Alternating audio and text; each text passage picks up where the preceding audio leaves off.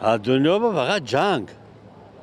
Jangi mesela ana Rusya, Ukrayna, Avrupa, ana jangi ana Yahudi ha, İsrail ha, beçara mardum Filistin'e kudaku, çudaku, zanu, mardu hamara zeri bomba boronu zeri mesela tir boron گرفتگی.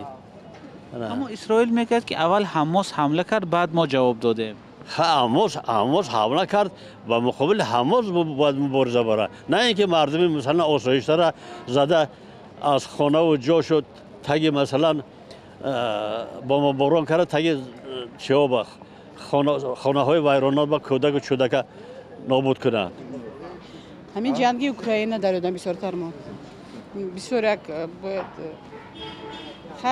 باید خیلی نمیشد مثلا سربیزا کمی نمیتوانستند با راه صلح مثلا سازشنامه بندند که حاضر زمانی نیست که مثلا هر یک زمانی نیست که مثلا جنگ باشد خون ریزد ما باید انسانیت باید پیش رود. خبرهای وابسته به همین جنگ اوکراین رو مثلا از کجا تماشا میکنید؟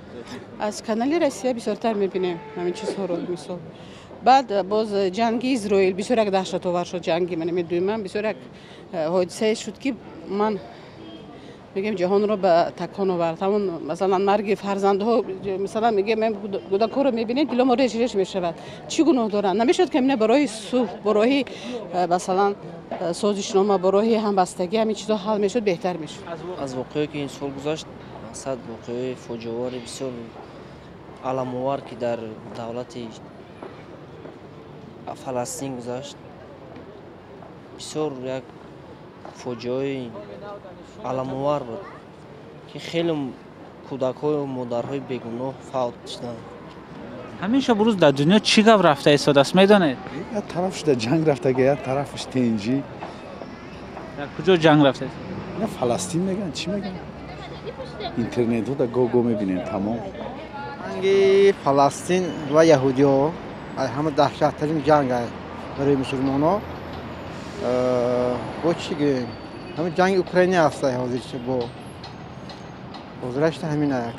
خب شما خبر درباره واقعه جهان را از کدام رسانه ها اصلا میخوانید یا تماشا میکنید؟